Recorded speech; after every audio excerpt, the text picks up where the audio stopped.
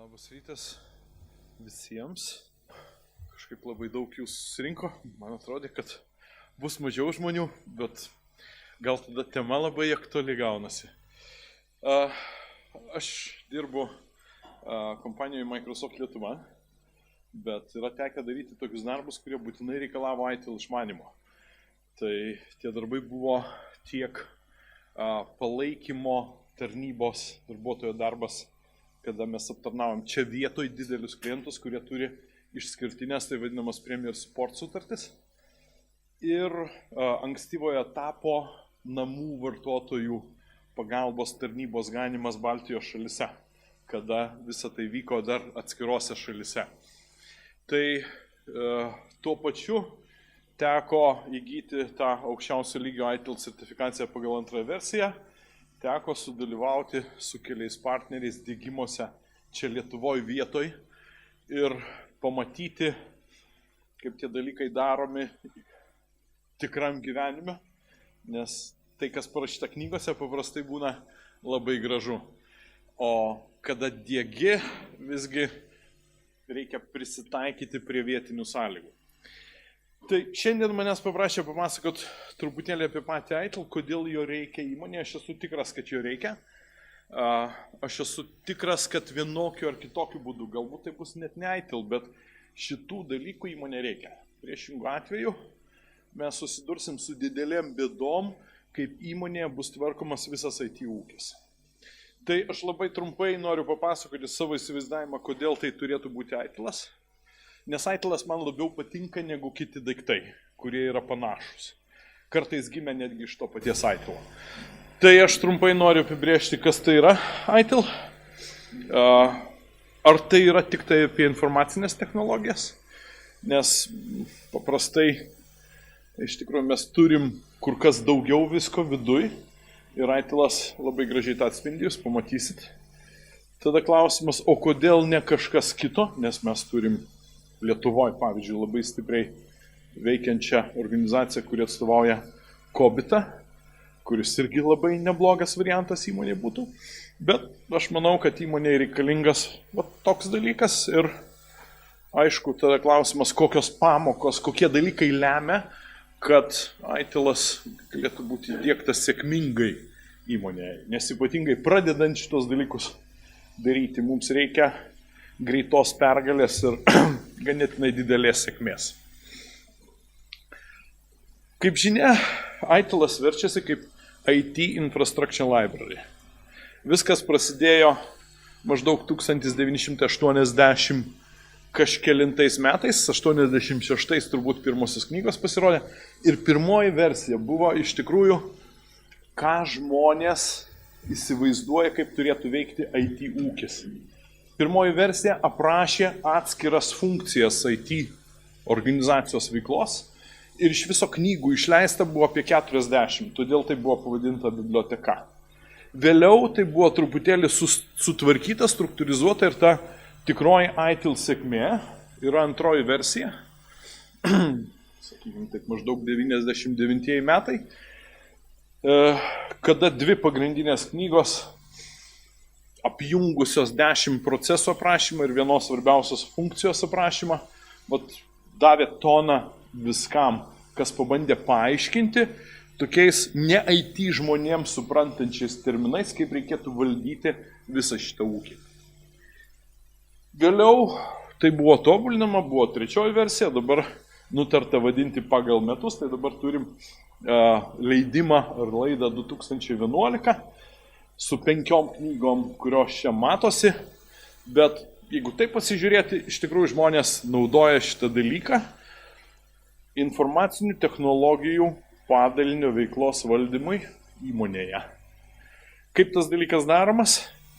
Jis aprašo procesus, kurie turėtų būti mūsų organizacijai ir ITILas siūlo įsivaizduoti visą tą IT ūkį ne kaip kažkokius technologinius dalykus, bet kaip teikiamas paslaugas. Teikiamos informacinių technologijų paslaugas. Kada jūs užsisakot interneto ryšį iš tiekėjo, sudarot sutartį, sutartyje yra numatyti įsipareigojimai, kaip ta paslauga bus tiekiama, kokie kokybės kriterijai, ką jūs gausit, kokia greitaveika. Visi tie dalykai yra visiškai aiškus, nes tai yra išorės tiekėjas, aš noriu tiksliai žinoti, ką gausiu už tuos pinigus, kuriuos sumokėsiu už šitą paslaugą. Tai jeigu mes taip pat įsivaizduotume įmonės vidinį ūkį, būtų super dalykas, nes tada mes mokėtume suskaičiuoti, kiek kainuoja tos vienos konkrečios paslaugos teikimas vienam vartotojui. Ir jeigu kažkas pas mūsų viduj klaustų, ar nereikia padidinti IT biudžeto, ar tiksliau geresnis klausimas būtų, ar tas padalinys, kuris užsako šitą paslaugą iš IT padalinio, kiek jam reikėtų mokėti konkrečiai už šitą vieną paslaugą, paslaugos tiekimą konkrečiam vartotojui. Tai yra, daugelis ginčių išnyktų. Ir Lietuvoje šitas idėjas, kad IT padalinys neturi turėti IT biudžeto įmonėje, girdėjau, gal tuo momentu atrodė kaip toks labai eretiškas šūkis, bet tai buvo prieš kokius 7-8 metus. Tai iš tikrųjų pagrindinė idėja tokia yra, pabandykim visą tą IT ūkį technologinį, žiauriai technologinį pavaizduoti kaip teikiamas paslaugas. IT neturėtų teikti visko, IT teikia kažkokius ganėtinai konkrečius dalykus. Tai būtų tas, ko reikia. Ir antras toks svarbus momentas, ką numato ITIL, tai kad tos teikiamos paslaugos nėra tiesiog šiaip, mes teikiam ir viskas. IT organizacija turėtų reaguoti į užsakovo poreikius, turėtų stebėti, kaip šita paslauga yra teikiama ir turėtų stengti šitą paslaugą tobulinti. Tai yra nuolatinis kokybės gerinimas yra įsiūtas į ITIL. Iš tikrųjų, tai yra tam tikras kokybės valdymo modulis, kuris tikrai egzistuoja. Antroji versijoje jis nebuvo taip aiškiai išreikštas, jis buvo aprašytas, bet nebuvo išskirtas į procesus. Dabar mes tam turim netgi atskirą knygą, vieną atskirą ITIL dalį skirtą vien tik tai tam.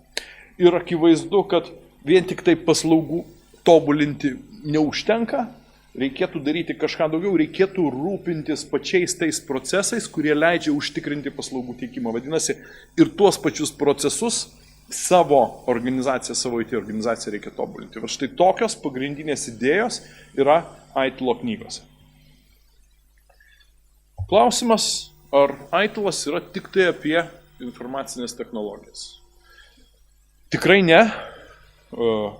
Ypatingai tas tapo akivaizdu išėjus trečiai versijai, nes šitie dalykai, kaip sakiau, antroji versijų jie buvo, bet jie buvo įžangoje, jie buvo įvaduose surašyti ir atskiro skyriaus, atskiro proceso nebuvo.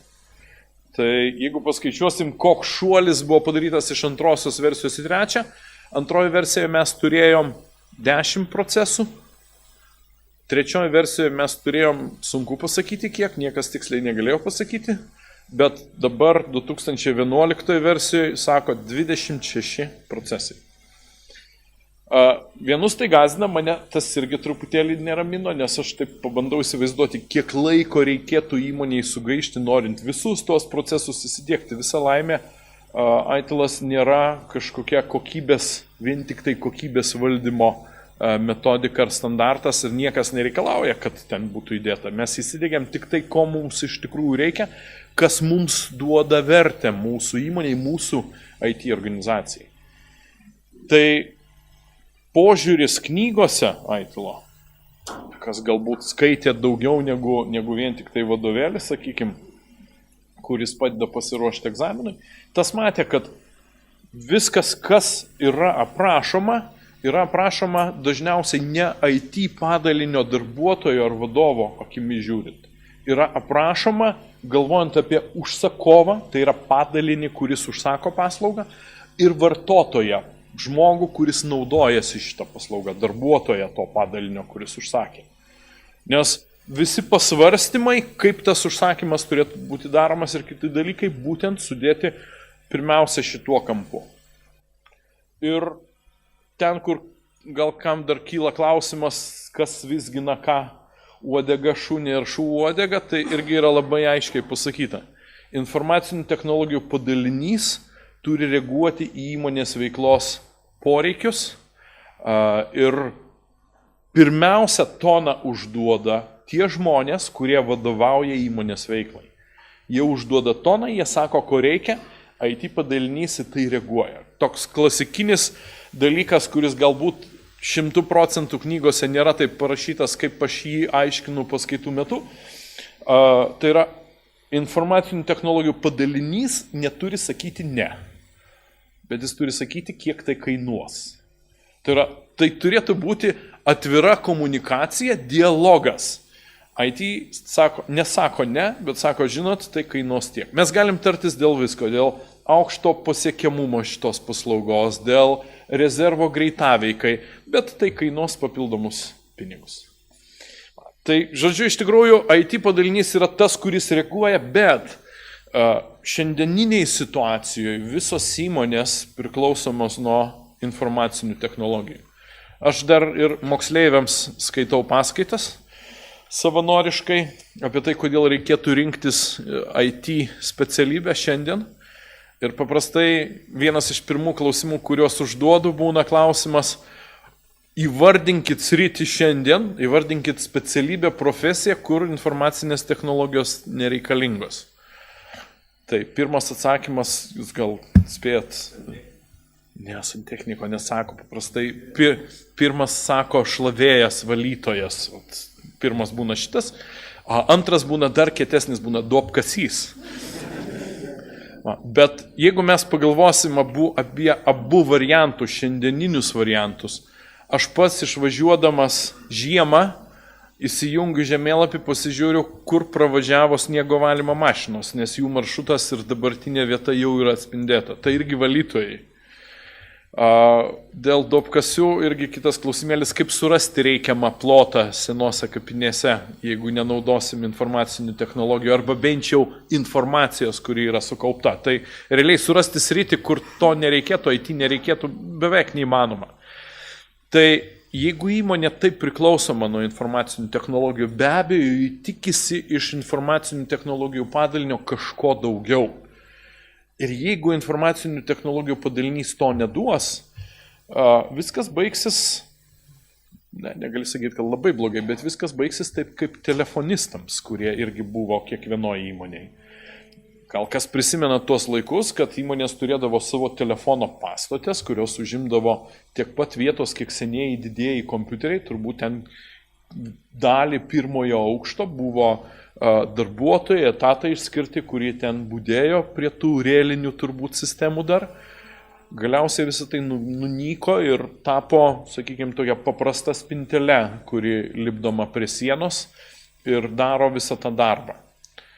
Tai informacinių technologijų sistemas integruoti yra truputėlį sunkiau, mes dar negalim nueiti į parduotuvę ir nusipirkti reikalingo IT komponento, kurį ateitume ir įsuktume kaip lemputę į lizdą. Tai yra, tie dalykai dar gerokai sudėtingesni, bet visi galvoja, kad gal kažkada tai bus. Todėl IT kompetencija turėtų būti ne vien tik tai šitoj srityje.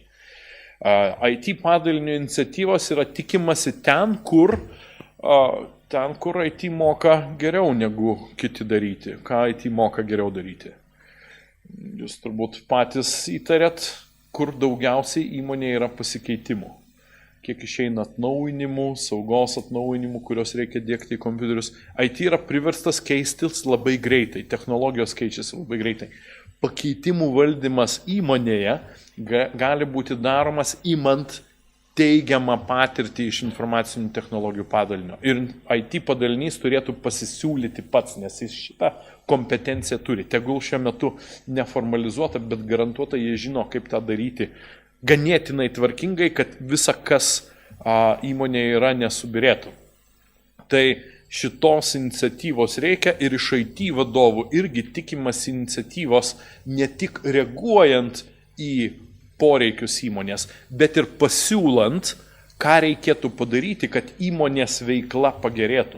Šiandien tas vadovas, kuris žino tik tai savo IT ūkį, nebėra taip gerai vertinamas. Ir čia irgi tendencija, kuri rodo, kad IT padaliniu reikėtų galvoti, ką jie gali padaryti daugiau įmonėje. Tai jeigu pabandyti nešti daugiau tos tvarkos naudojantis ITIL-u, iš tikrųjų į IT padalinį tikrai nebūtų žiūrima tiesiog kaip į kaštų centrą.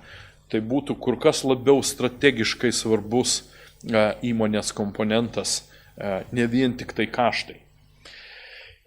Kita vertus, kalbant apie ITIL dėgymą, mes negalim pasakyti, kad ITIL galima įsidiegti, ar tiksliau, jeigu kalbam ITIL procesus, įmonėje negalima įsidiegti tik tai IT padalinio rėmose.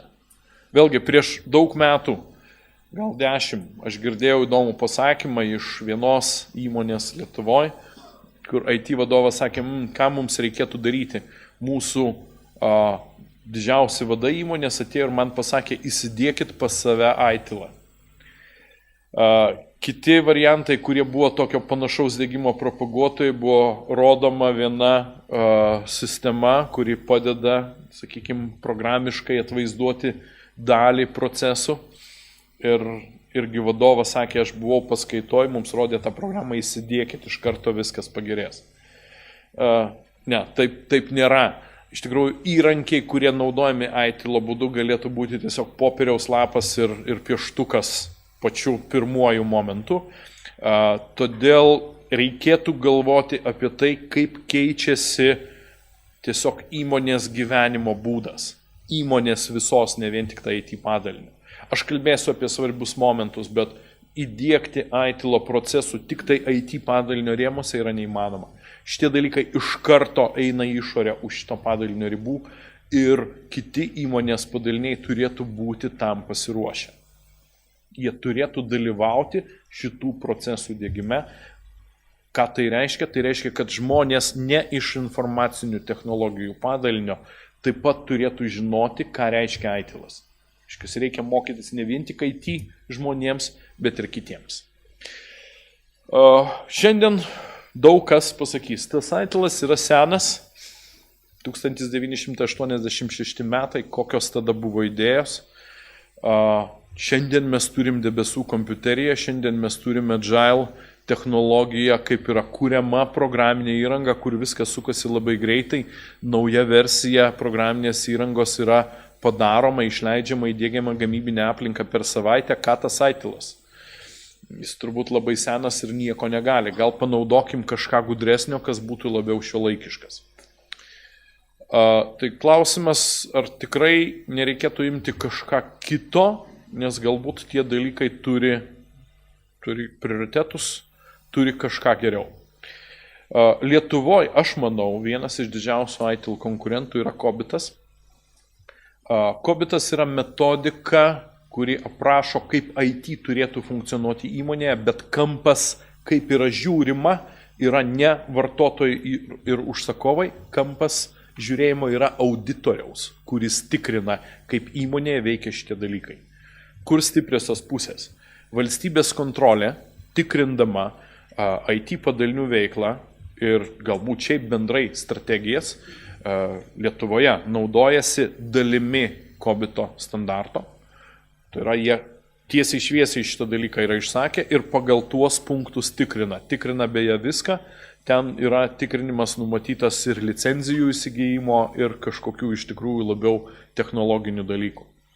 Tai Kobitas prieš keletą metų, praktiškai turbūt jau prieš 2 metus, 4 Kobito versija buvo išversta į lietuvių kalbą. Tai reiškia, ISAKA organizacijos nariai Lietuvoje tikrai labai gerai padirbėjo. Ir jie turi terminų žodinėlį, kur galima susitarti labai aiškiai apie tai, apie ką mes kalbam. Tai yra, kad kalbam apie tuos pačius dalykus.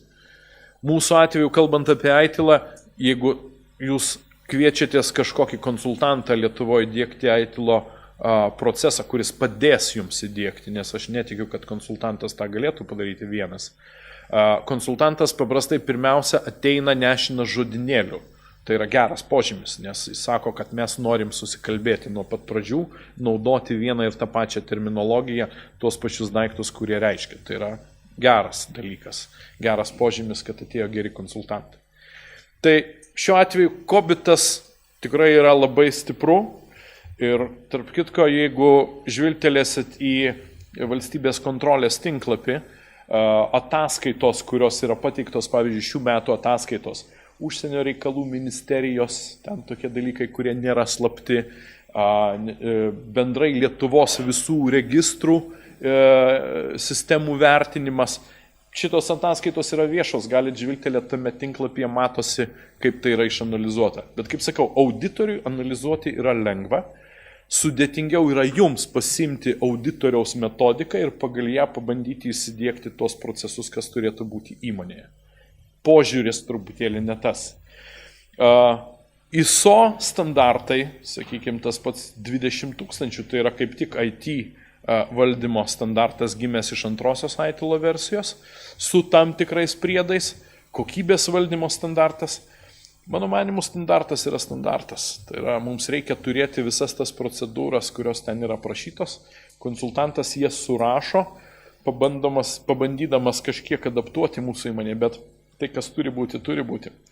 Ir didelė dalis tų procedūrų realiai nėra naudojamos. Jos tiesiog gulė aprašytos popieriukose ir jos yra žvilgtelėma, kai ateina auditorius vėl kažkiek laiko, kad mes žinotume, jog tie daiktai veikia. Šitie daiktai, tas pats kokybės standartas gamyboje, truputėlį kita situacija. Ten tuos dalykus reikia turėti, nes pagal tai tikrinama daug kas. IT ūkyje aš truputėlį dėl to bijoju, kad iš tikrųjų tas toks platus požiūris į kokybę IT atveju duotų daug naudos. Atskirų įmonių realizacijos to paties ITIL, Microsoft Operation Framework arba Hewlett Packardo IT Service Management dalykai, jie tinka tada, kada jūs norit labiau į IT pusę žvilgtelėti, prisitaikyti prie naudojamos valdymo įrangos. Tai yra ne pats turbūt geriausias variantas, kada jūs iš tikrųjų galvojat pirmiausia apie veiklą, nes aš manau, tai turėtų būti daroma pirmiausia. Pirmiausia įmonės veikla, IT padalinio veikla, po to mes renkamės įrankius, kurie mums padėtų šitos dalykus labiau automatizuoti, geriau daryti. Kiti momentai, irgi kažkas specializuoto, pavyzdžiui, e-tom, telekomams skirta metodika, kaip turėtų funkcionuoti jų padaliniai, irgi gali tikti, bet tai būtų netaip lengva pritaikyti tiesiog IT padalinio veiklai. Jie yra labiau specializuoti ir vėlgi nėra aiškios metodikos, aiškaus aprašymo, kaip tai reikėtų daryti. Jie nėra dažniausiai tokie lankstus kaip ir ITIL-as. ITIL-as man labiausiai patinka, kad jis yra lankstus. Aš jį įsivaizduoju kaip įrankių dėžę, kur mes pasiimam tai, ko mums reikia šitam momentui, kas yra aktualiausia, kur labiausiai skauda, kur labiausiai dega. Ir pabandom ne šiaip savo pasiimti ir pasidaryti lygiai taip pat, kaip knygoje parašyta, bet mes pasiimam taip kaip idėją ir pritaikom mūsų šitai situacijai. Kaip tik todėl aš sakau, kad atėjęs konsultantas jums negali įdiegti ITIL proceso įmonėje. Todėl, kad konsultantas toje įmonėje nedirba. Konsultantas gali parodyti, kur yra greitesnis kelias, kur guli greblys, kad ant jo neužliptumėt. Konsultantas gali atnešti šabloną ir sakyti, čia yra geroji praktika, kitoj įmonėje tai veikia, pats ITIL-as yra geroji praktika, bet jeigu vietinis pavyzdys susijęs su vietinė kultūra šitoj pačioj sferoj, šitoj pačioj šaly, tai yra didelis pliusas. Bet jums reikės gaišti savo laiką, kad pagalvoti, kaip tas daiktas galėtų veikti jūsų įmonėje. Be jūsų pačių šito niekas nepadarys. Klausimas, ar tikrai ITIL-o reikia? Ką jis duoda įmoniai, kam jis reikalingas? Jeigu minėjau, kad ITIL-as ne vien tik tai IT padaliniui reikalingas, daugiau, tai šitą ITIL-o idėją, kuri galbūt jums patiems IT organizacijos viduje patinka, reikia parduoti kažkam kitam, tai yra kitiems įmonės vadovams, kad jie palaikytų šitą idėją. Ko gero vienas iš, man pakankamai baisių pavyzdžių, tai buvo pateikiama visada kaip pavyzdys, kad ITIL-ą įsidiegti galima.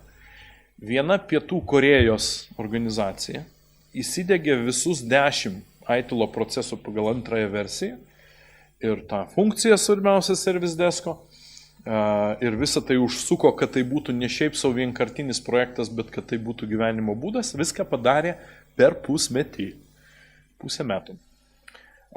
Be jokios abejonės, be aukščiausio lygio valdžios palaikymo šito dalyko neįmanoma padaryti. Kita vertus, reikia turėti specifinį mentalitetą, kokį turi žmonės Pietų Korėjoje, kurie gavę nurodymus iš aukščiau sako taip ir nesiginčydami jos vykdo. Tai aš labai abejoju, ar tą galima padaryti kažkur kitur, kitoj įmonėje galiausiai, ypač didesniai, nes ir ten buvo ne visoji įmonių grupė, o tik tai vienoje atskiroje įmonėje įdėkta. Ir kita vertus, reikia truputėlį mėgti tvarką, kas gali būti būdinga Didžiojoje Britanijoje, kuri sugalvojo šitą metodiką, iš pažiūros gal truputėlį biurokratiška, kas nėra būdinga čia, kur mes tiesiog einam ir gesinam gaisrą, o jau po to galvojam, ką čia darysim su aprašymu, ką mes nuveikėm.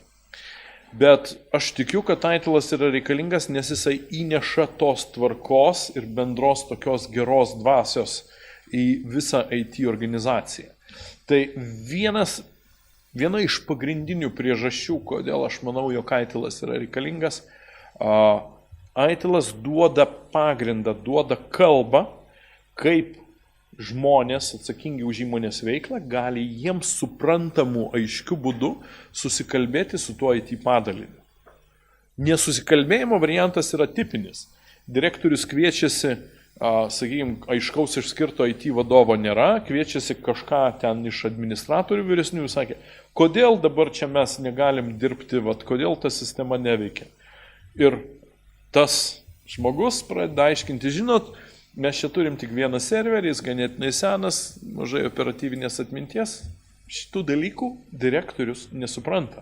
Jis supranta verslo ar veiklos kalbą. Tarp kitko, viešasis sektorius neturėtų gąsdintis to žodžio business, kuris yra įrašytas knygose gana dažnai.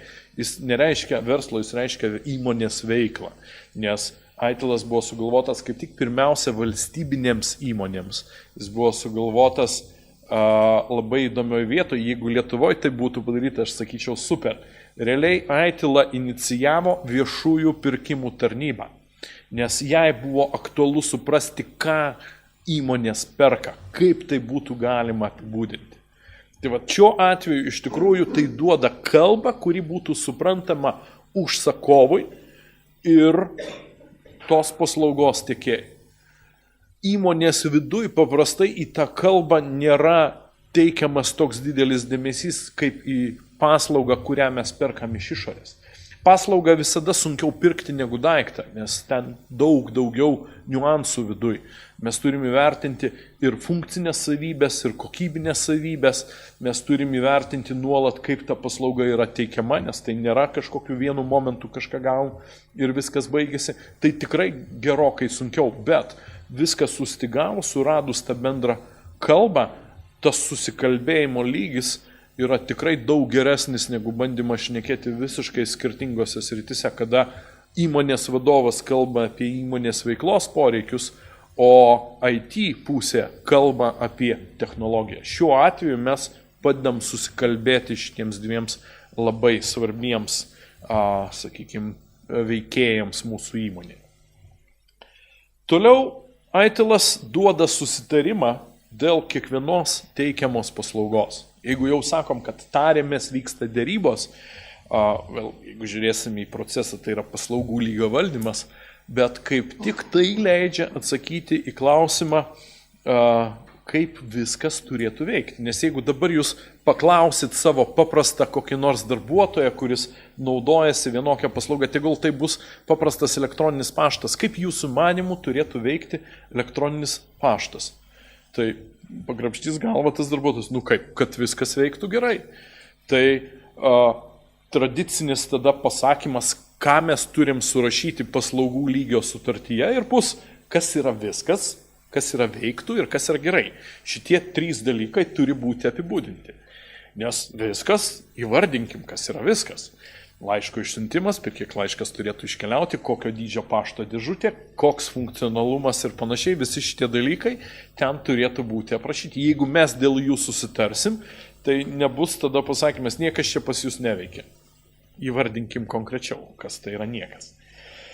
Tai Kaip sakiau, bendra kalba ir labai tikslus įvardinimas. Paslaugų lygio sutartis tikrai yra reikalingas dalykas, nereikia labai smulkintis dėl kiekvienos mažytės paslaugos su kiekvienu tiekėju mes turim Aitilas patarimų, kaip tą reikėtų padaryti truputėlį globaliau, galbūt aprašant vienu dokumentu viską, ką gauna šitas vienas padalinys, bet šitie dalykai turėtų būti padaryti ir tai vienas iš pirmųjų procesų, apie ką reikėtų pagalvoti. Kodėl? Jeigu mes sutarėm dėl paslaugų, kurios bus teikiamos, mes galėsim fokusuotis į tas paslaugas, ne visai į viską, o į tas konkrečias paslaugas. Nes IT padalinys negali daryti visko. Jeigu jo paprašys kažką padaryti ir tai bus visiškai naujas dalykas, abiem pusėm bus akivaizdu, kad reikia kurti naują paslaugą. Pateikit tokią ataskaitą. Taip, mes ją galim pateikti, bet reikia ištraukti iš ten, ištraukti į ten, sudėti į kokią nors bazę, išanalizuoti. Mes tą galim padaryti, bet tas kainuos. Tas užtruks. Tai yra meniu, ką gamina, ką pateikia informacinių technologijų padalinys įmonė. Kaip restoranas negali veikti be meniu, taip IT padalinys negali veikti be paslaugų katalogo. Nes realiai aš esu matęs restoranų, kurie veikia be meniu, oficialiai to popieriuko neturi. Bet atėjus prieina padavėjas, Latvijoje, tarp kitko pastaruoju metu tas madinga, ir jie sako, žinot, vat šiam vakarui mes turim ten 2 patiekalus ir 1 desertą, rinkitės. Viskas. O jeigu yra meniu, tai jau kaip ir didesnis pasirinkimas, bet irgi galiu užsakyti iš to, kas yra. Viena iš knygų, kuri moko apie Aitilą, irgi pateikia kaip tik šitą pavyzdį, kas būtų, jeigu veiktų restoranas, kuris sako, mes jums galim pagaminti viską. Tai iš tikrųjų niekam gaminti nebus pasiruošta, jokie ingredientai nebus nupirkti iš anksto. Atėjus užsakovui, jis užsakys kažką, sakys, aš ten valgiau guliašą kažkada, sakykime, o guliašo užsakymas kur nors Meksikoje. Jie nueis į internetą, suras receptą, nuvažiuos į parduotuvę, susipirks, pagamins, bet tai užtruks žiauriai ilgai. Jeigu nenumirs badu tas klientas, tai jis išeis. Tai tas meniu privalo būti. IT organizacija turi labai aiškiai pasakyti, ką jie moka pagaminti dabar. Nes resursai, kurie yra skiriami šitų paslaugų gamybai, jie negali būti paimti, nes tada tos paslaugos nustos veikti. Mes turim labai aiškiai parodyti, kad jeigu reikia gaminti kažką naujo, mums reikia naujų resursų, papildomų resursų, mums reikia laiko, kad šitą dalyką galėtume pagaminti. Aš suprantu, kad kai kur šitas dalykas bus neįmanomas. Ir aš labai gerai suprantu, kaip gyvena, pavyzdžiui, mokesčių inspekcija. Ten yra irgi kažkada tekę kalbėtis apie Aitilą, bet ką jie gali padaryti dėl resursų, jeigu Seimas priima įstatymą dabar, jisai įsigalioja prieš pusmetį ir jau rytoj jie turi įdėti pakeitimus į savo sistemas. Bet visą laimę tokių vietų mes neturim labai daug. Normalioj, paprastoj įmonėj viskas vyksta ganėtinai nuosekliai. Ir šitas dalykas meniu turėtų būti realizuotas. Aitilas taip pat IT organizacijai padeda suprasti, kad IT organizacija dirba ne pati savo. Ne pati savo, rūpinasi ne serveriais, ne darbo vietų kompiuteriais, o teikia paslaugas užsakovams, teikia paslaugas vartotojams. Ir kad vartotojo aptarnavimas, vartotojo atsiliepimas yra tai, į ką labiausiai reikia reaguoti. Iš kur mes galim žinoti, ar gerai dirba įmonės IT padalinys, jeigu įmonės padalinys vykdo visus įsipareigojimus savo užsakovams. Pavyzdys, kurį mačiau prieš kažkiek metų, vienas iš pirmųjų tokių bandymų pavaizduoti, kaip tai veikia, vienam banke Estijoje. Įeina IT darbuotojas į savo patalpą, mato pakabintą televizorių, kuriame yra išvardintos kritiškai svarbios paslaugos ir dega burbuliukai, žali, geltoni arba raudoni. Tai yra įėjęs, jis iš karto jam nustatoma nuotaika. viskas gerai, galima dirbti ramiai. Jeigu kažkoks burbuliukas raudonas, mūsų organizacijoje yra bėdų. Galbūt reikia pasidaryti, galbūt aš galiu padėti kolegoms, kurie šiuo metu susiduria su sunkumais, teikdami paslaugą užsakovui. Tai yra IT organizacija ne apie technologijas, o apie paslaugų teikimą.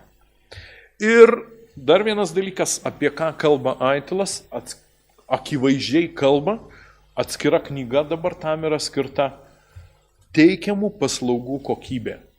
Ji turi būti įvardinama susitarime, kur mes sakom, kaip tą paslaugą teiksim. Ji turi būti priimtina užsakovui, kitaip užsakovas nebus linkęs pirkti šitos paslaugos. Taip mes galbūt tikrais pinigais šito dalyko neįvertinam, bet vien biudžeto dėliai šitos dalykus reikėtų paskaičiuoti. Ideali situacija, kada, kaip sakiau, įmonėje mes galim pasakyti, šita paslauga šitam vartotojui mėnesį laiko naudojant kainuos tiek. Tegul tai bus vidiniai pinigai, ne išoriniai. Tam reikės mūsų finansų padalinio pagalbos, nes jie nemoka IT, mes nemokam finansų, bet suskaičiuoti verta. Ir tada mes galim kalbėti apie teikiamos paslaugos kokybę. Reikia didesnės pašto dėžutės, tai bus labiau kokybiška paslauga, prašom, tas kainuoja papildomai. Reikia dalį paslaugų teikti su padidintų pasiekiamumu, kad nulūš mūsų serveris, vis tiek bus galima pasiekti tą elektroninio pašto dėžutę, prašom, tai galima padaryti, bet tas kainuos tiek ir mums reikės imtis tokių ir tokių papildomų veiksmų. Kokybės rūpinimas jis reiškia nuolatinį pokalbį su užsakovu, kuriame mes susitinkam, pavyzdžiui, kas mėnesį ir klausim, kaip jūs vertinat mūsų paslaugos teikimą per praėjusį mėnesį. Čia jums ataskaita, kuri rodo, kaip buvo teikiama, čia buvo tokie incidentai užregistruoti iš tos paslaugos, šitie incidentai rodo, kad šitoj daly paslaugą būtų galima tobulinti technologiškai, jeigu mes padarysim tokius dalykus, šitų incidentų daugiau nebus, o šitie incidentai rodo, kad dalis vartotojų nemoka naudotis paslauga, jos reikėtų nusiųsti mokytis. Arba mes, kaip IT organizacija, padarysim filmuką ir jiems viskas pasidarys, aišku, daugiau tų incidentų nebus. Kada vyktų toks pokalbis, kas mėnesį, kas ketvirtį, vėlgi visai kitaip santykiai tarp visos organizacijos ir IT padalinio atrodytų. Todėl Aitilas yra reikalingas, nes pirmas dalykas, kaip sakau, tai yra bendra kalba, kuri suprantama abiem pusėm. IT padaliniui apie paslaugos teikimą ir užsakovui, kad tai nėra technologijos, tai yra iš tikrųjų vėlgi apie paslaugos teikimą. Ar iš tikrųjų Aitilas veikia?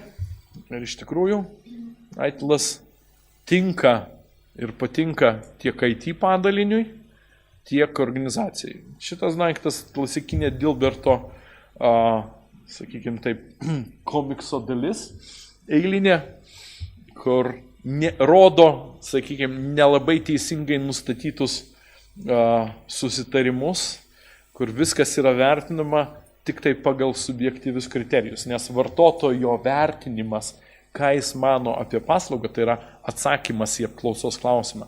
Nėra objektyvų, tai yra subjektyvus dalykas. IT padalinio veiklos pagal tai vertinti negalima. Mes turim šitą dalyką naudoti, nes mes turim žinoti, kaip keičiasi vartotojų nuomonė, bet vertinimas turėtų būti kažkas, ką mes tiksliai galėtume pamatuoti. Tai klausimas, kada suveikia Aitilas, kada yra įdiegiami Aitilo procesai, kada jie tinka abiem pusėm, ir užsakovui, ir paslaugos tiekėjai, ir kada įmonėje tai tampa tam tikrų pagrindų, nuo kurio yra atsispiriama ir judama toliau.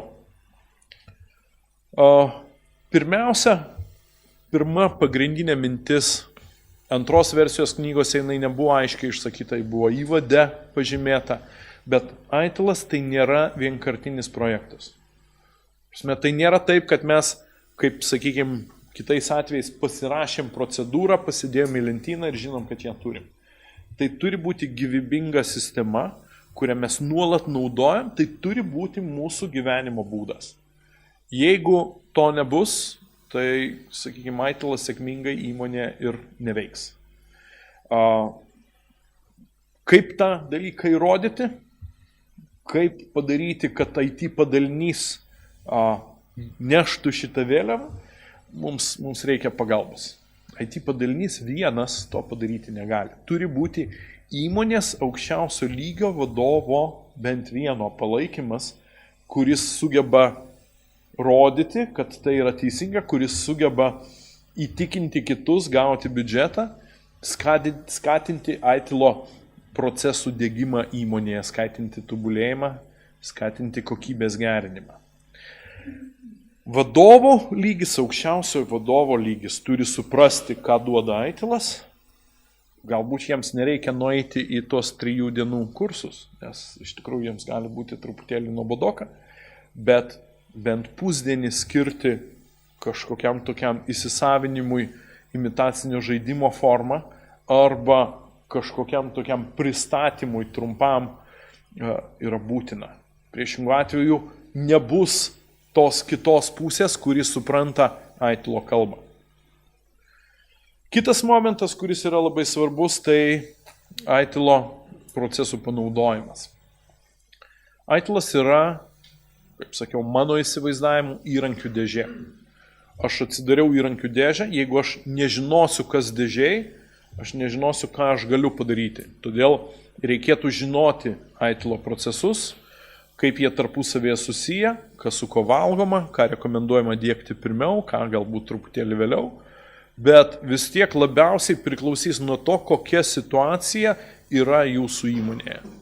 Principas angliškai adapt and adopt, lietuvių kalba aš jo nesugebu gražiai išversti, taip kaip angliškai jis gražiai skamba. Tai reiškia, kad mes turėtume panaudoti ITIL įrankius, bet ne tai, kad pasiėmėm ir iškart naudojam, bet pritaikom savo poreikiams. Kada tas 3 dienų pagrindų kursas vyksta, blogiausiai dėl ko aš jaučiuosi, kad žmonės iš tikrųjų išeina susidomėję. Po to kurso jiems atrodo, kad tai yra tikrai čia slypi atsakymai į daugelį klausimų, kurie jiems kyla realiam gyvenime. Bet šito kurso metu jūs neišsinešat, po šito kurso jūs neišsinešat žinių, kaip reikėtų diegti tos dalykus. Nes tam reikia kur kas daugiau supratimo ir kur kas daugiau patirties. Tai man truputėlį gaila, kad to nėra, bet nieko nepadarysi, mokytis reikia truputėlį plačiau. Tai šiuo atveju, manyčiau, labai svarbus momentas, sakykime, pagalvoti, kaip tas diegimas galėtų būti daromas, nes nuo nulio procesų diegimas niekada nevyksta. Jeigu jūs jau turit dabar savo organizaciją, jos viduje yra kažkokios nuostatos, kažkokios tvarkos, kaip jūs darot vienus ar kitus darbus. Šitie dalykai gali tapti procedūromis, jeigu bus labiau formalizuoti. Šiandien jie galbūt nėra popieriuje, nėra netgi papasakoti aiškiai kitam, bet jie yra kažkur galvoj, nes tie dalykai yra daromi. Mums tiesiog reikia pagalvoti, kaip juos tinkamai formalizuoti ir pasižiūrėti, ar jie atitinka ITIL dvasią.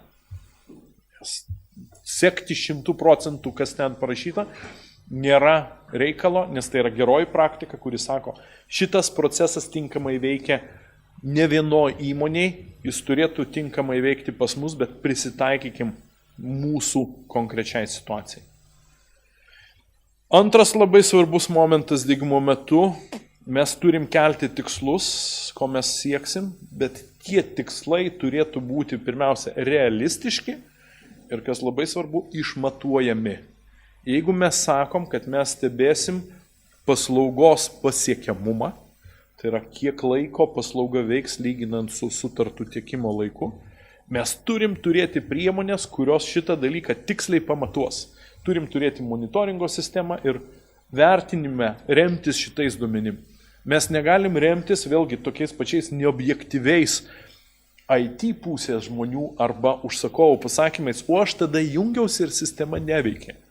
O adminas sako, aš tikrai žinau, kad veikia, nes aš pats tuo metu buvau prisijungęs. Turi būti labai aiškios, konkrečios matavimo vietos, kur mes sutarėm, kad matuosim šitoj vietoj. Matavimas turėtų būti nuo iki, tai yra, kad iš tikrųjų atitiktų vartotojų lūkesčius, bet kad mes turėtume realius duomenis. Jeigu mes negalim pamatuoti kažkokio kriterijaus, jo neturim įtraukti į paslaugų lygio sutartį, dėl jo neturim dėrėtis, nes mes negalim pamatuoti. Tai bus nuolatinis ginčo objektas. Ir kitas dalykas, ITIL procesas diegiamas, procedūros diegiamas, negali iš karto timtelt už ausų jūsų IT organizaciją ir iškelti į kokį nors tokį lygį visiškai idealiai veikiantį. Viskas turėtų būti daroma palaipsniui, versijomis, etapais. ITILas negali, sakykime, gerokai padėti iškelti jūsų IT padalinio brandą. ITIL neturėtų prieštarauti susiformavusiai jūsų įmonėje kultūrai, nes ITIL procesų diegimas yra labiau apie žmonės, labiau apie procesus ir procedūras, negu apie technologinius dalykus. Dar aš prie to pridėčiau komunikaciją, nes komunikacija yra labai svarbus momentas, ko paprastai nemoka IT žmonės daryti. Todėl tie žmonės, kurie bendrauja su vartotojais, turėtų mokėti komunikuoti. Tai įvertinant šitos dalykus, neskubėkit išgauti idealaus proceso ar idealios procedūros iš karto vienu smūgiu, vienu ėjimu. Tai bus daroma etapais, greičiausiai tam prireiks ne 1 metų. Todėl ir sakau, kad ITILas tai yra gyvenimo būdas, o ne kažkoks trumpalaikis projektas, kur mes dabar investavom ir viskas tuo baigėsi. Toliau viskas veiks savaime. Ne. Mums reikės dėti pastangų, reikės investuoti pinigus, bet daugelis paskaičiavimų rodo, kad įdiegti ITILo procesai įmonėje galiausiai tolimesniam laikotarpyje jie atsiperka. Kita vertus, kultūra ir IT branda, kuri susiformuoja, kuri išauga įmonėje, ji irgi duoda savo vaisius. Tai tuos dalykus man yra tekę stebėti, sakykime, Lietuvos įmonėse keliose, kaip tie dalykai veikia, kaip jie darėsi patys, kaip jie įsijungia į užsienietiškus kolektyvus pasikeitus savininkams, kaip buvo vertinami jų gebėjimai, kaip jie atrodė tinkamai šitoje organizacijoje. Visi tie dalykai rodo, kad tai nėra vėlgi kažkas tokio, ką mes čia vietoj galim nuveikti. Ir aš manau, kad lietuviai turi gebėjimų šitoj srity labai nemažų, nes jie neapsistoja ties tuo, kas yra įdiegta, jie ieško, kaip tuos dalykus galima patobulinti. Kartais tai gali atrodyti kaip bandymas apeiti nustatytą procedūrą. Bet jeigu tai veikia ir tai duoda rezultatus, mes turėtume įvertinti, kad galbūt tas dalykas yra geras, galbūt tai turėtų būti įtraukta į procedūrą. Tai, sakykime, linkiu, kad tie, kurie sugalvos diegti ITILo procesus pas save, pasirinktų tai, kas šiuo metu yra aktualiausia, kas duotų rezultatus iš karto, kas parodytų jūsų orientaciją į IT paslaugų užsakovą, parodytų jūsų rūpestį, rodytų jūsų norą gerinti teikiamų paslaugų kokybę. Tai yra tas tikrasis kelias, kurio einant IT organizacija gali gauti pripažinimą ir gali tapti strategiškų resursų įmonės viduj, o ne tiesiog kaštų centru. Šitas dalykas patiks visiems, ir IT vadovui, ir IT padalinio darbuotojams, ir be jokios abejonės įmonės vadovams taip pat. Tai tiek norėjau papasakoti. Ačiū, kad klausėt.